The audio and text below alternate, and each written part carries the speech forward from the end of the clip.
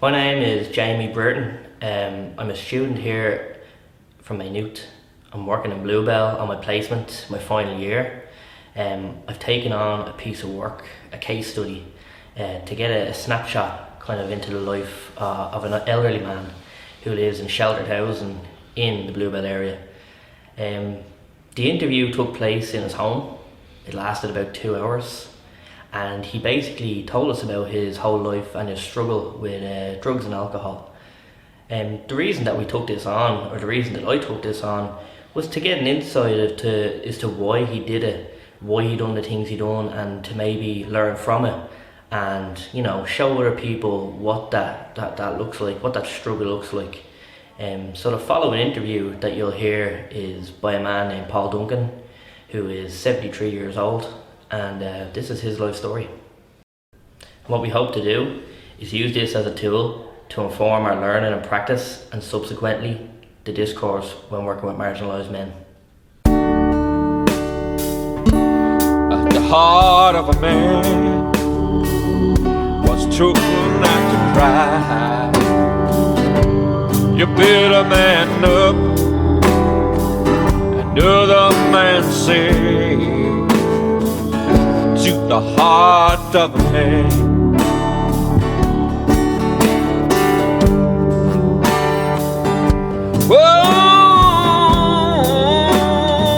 Oh, the heart of a man. I was taught to compete with every brother and sister I meet out on the street. That was the way it was meant to be, but man was never meant to be that mean. The heart of a man is broken and torn. He lost his belief, trying to find his way back. Yes, the heart of a man is told not to cry. You build a man up, other man sing.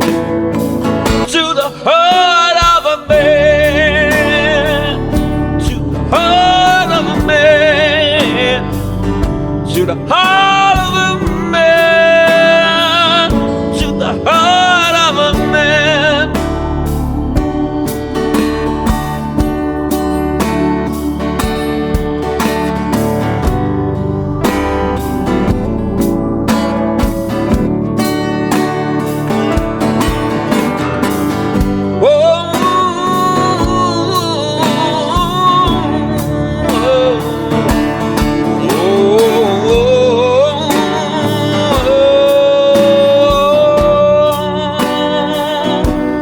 Heart of a man,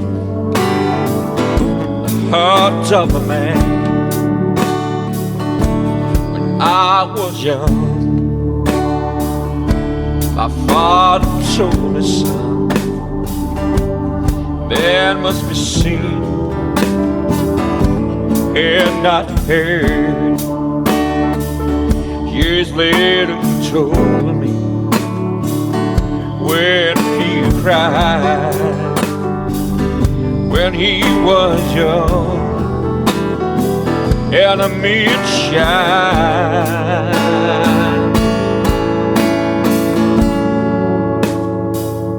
But the heart of a man is told not to cry. You build a man up, other man say, the heart of a man.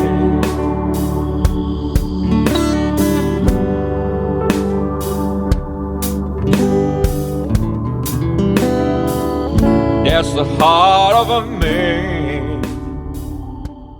My name is Paul Duncan, born in number 50 in Herberton Road, Herberton Drive in Trinity. Regarding my childhood, I've I went to Weaver Square School, then we moved to Drimna. The happy home. We moved up to Drimna. It was up there. I went to Morton Road School. They put me in a class too, but I copped on. I knew what I was doing. I done the things, and I know anyway. At 11, I had passed on. I was sort of. I went into secondary. You know, secondary, whatever you call it, But you had to get a certain amount of marks. You couldn't just go into it. You had to pass exams to get into it, because seemingly there wasn't enough. They hadn't enough teachers or something at the time.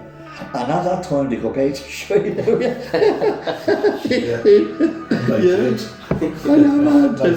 bastard with the cane, and you see him bending, and it was anticipating. You hear it? Talk about, you see we're looking at a film, and he'd catch it, he'd make sure, he'd grab your wrist and twist it as through, he'd grab it that you couldn't. It was like a torture. Bang! And he took the light in it, the bastard. Well, you got out of school, I went to work. My father, I went to work with me dad. That was years ago.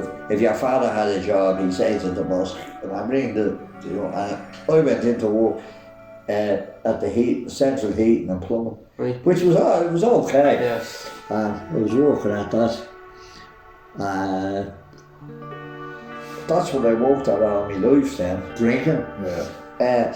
When this thing about it, as regards drink, when I was working, unfortunately the problem with the work I done, everyone was fucking a drink. Everybody drank. Yeah. And I was the type of fella, I didn't like drink, the taste of it. So we getting a lift home, and I was out in the airport, out the back of the airport there in St. Margaret's, they had all the greenhouses and all that. We're doing the welding on the pipe work and that. They used to put into a pub to have a few pints. And you were out and they'd just say, what are you drinking? And I'd say, a pint. So the pint was put up. So you just started, and you get home and you'd be, my mother and my dad knew we'd look at, give me my away, just be on a Friday night now. There was only one night to do it, and that was it. And eventually, you wouldn't bother much. But what happened then, you got used to taking a drink. Start playing snooker, which I got very good at, and I used to have a pint. Go in and have 2 pints in the pub. And I'd go in and put my name down in the hall. Yeah. Then I'd come up and have a couple of pints and go in. But I got good, and I was able to play with the fellas that's where the money was. I made more playing snooker than I was walking. I could start drinking in the morning. No problem, get up, say right. One day I was going into work. I was fed up with working 7 days a week. So I was interfering with me drinking. I know it's terrible. But Jerry, the dad's called, and they called to me house, so I got out. I went in, I said to Jerry, go this way. I said to teacher, I got him to drive down and pull up at a pub. The wind, it's an early morning pub. Went in, he said, what are you doing? I said, come in here. I said, ring your man and tell him you got a puncture. Called a drink. It was on a Saturday morning. We had to be, after having a few drinks Friday night, I needed something to get me into York to do work. Yeah. So he ran the job and said he got a puncture, that the car was dead, he hadn't got a spare. Yeah, man, so why didn't you put the spare on? He said the spare is punctured as well. So he said, I gave the two of them, the garage is doing the two of them, it'll take about an hour before I have them. The pair of the man said, I'll be straight out. Okay, your man said. So we were drinking away after a couple of drinks. No, fuck away. The job was gone out the window. We get out, put into a car, and we drove off. They drove me home. So they brought me in, they told me, put him to bed.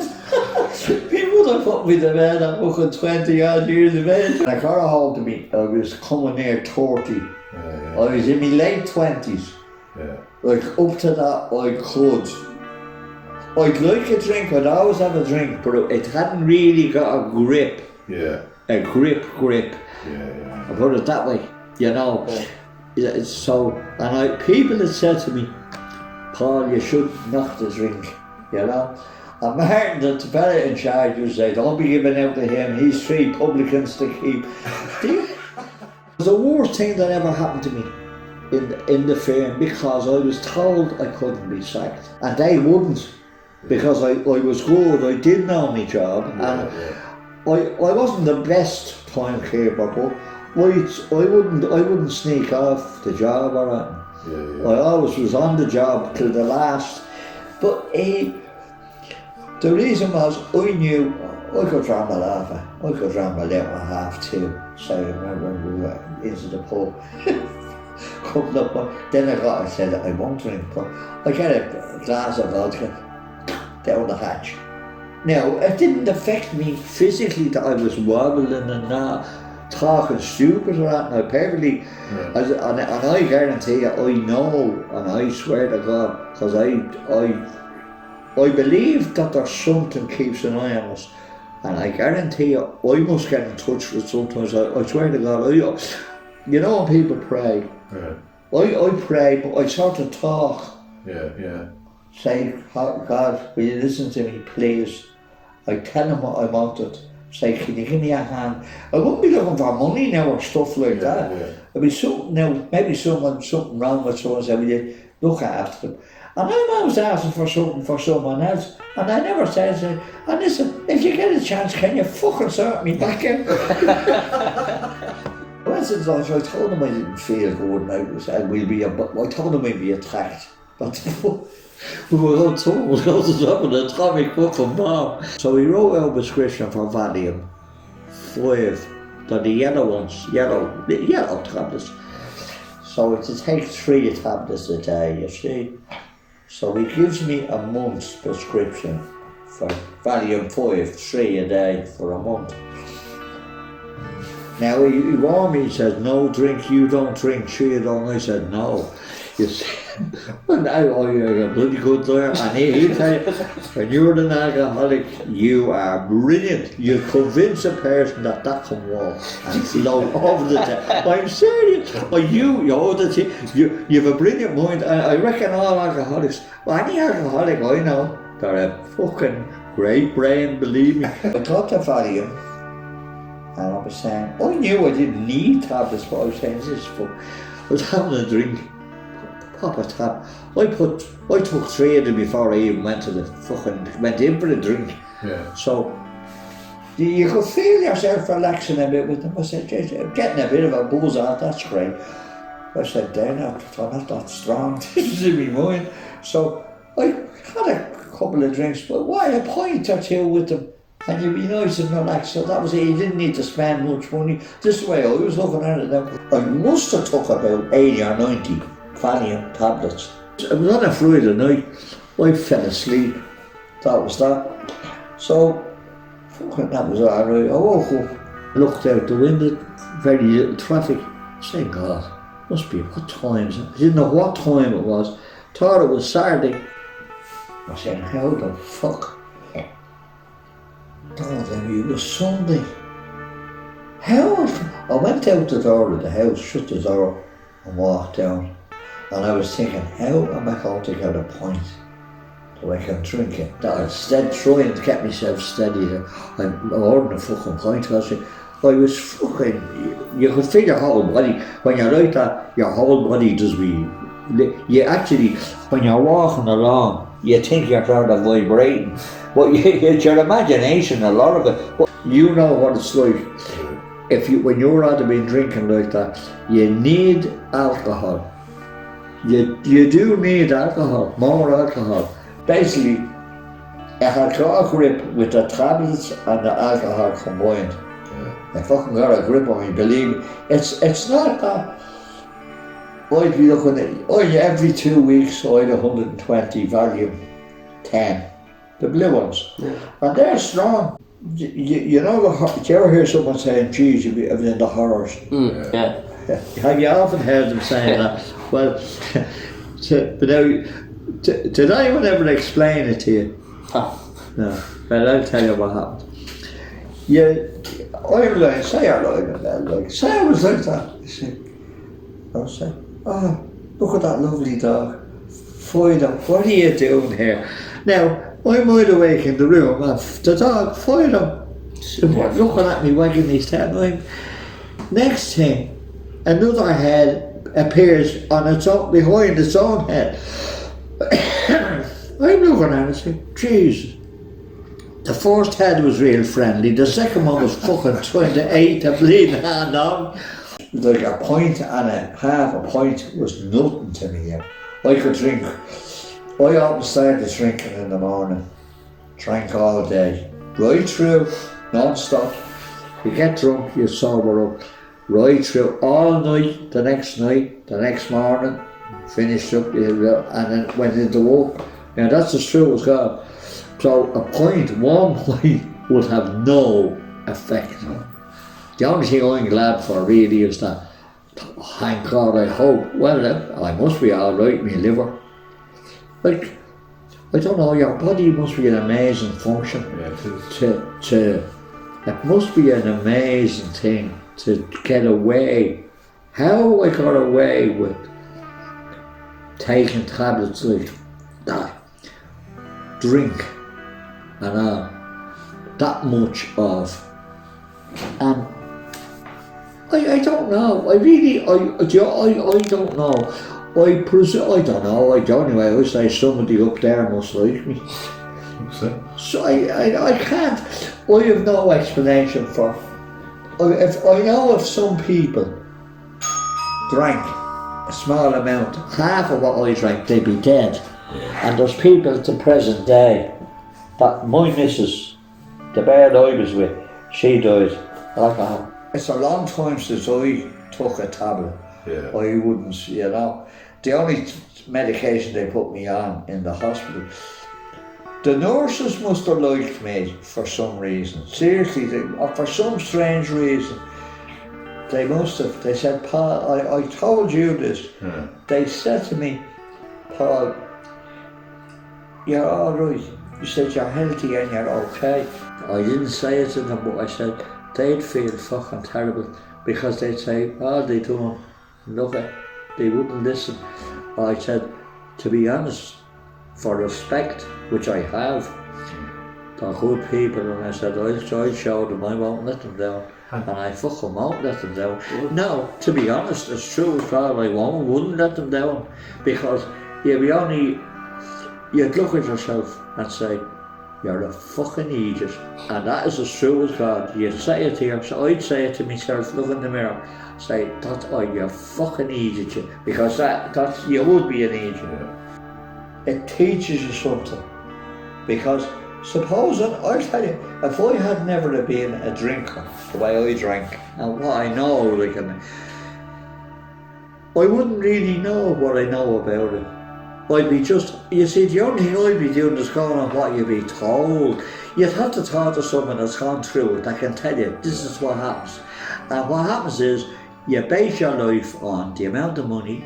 Money is not, it's not money, as you would say, there's 200 quid, that's great. Now, you're telling, we get a drink and we think. If I seen someone in trouble, I'd say, if there was something wrong, I'd point out and I'd say, here, there's a couple of quid. I'd rather do that for someone genuine. I'd say, here, there's 100 quid, get that. You know, if it was for something that'd do them good, we'd say, like, do with their health or something. Where before, if you're on drinking that's gargle money. Yeah. That was important. The drink money had to be worked out. You don't think of it at the time in that way that I think of it now. It was fucking ridiculous because I see nothing wrong with having that money for a drink. Because the fucking drink, the drink was controlling. I didn't realise that it could have that much control over you. A person doesn't realise, people don't realise how much drink can actually get a hold of them. Where now, if a bottle of whiskey, I'd say, here, who would give it that? Someone else that takes a drink, I'd give it to them for a Christmas present, but I wouldn't drink it. The heart of a man was too not to cry. You build a man up, another man say, to the heart of a man.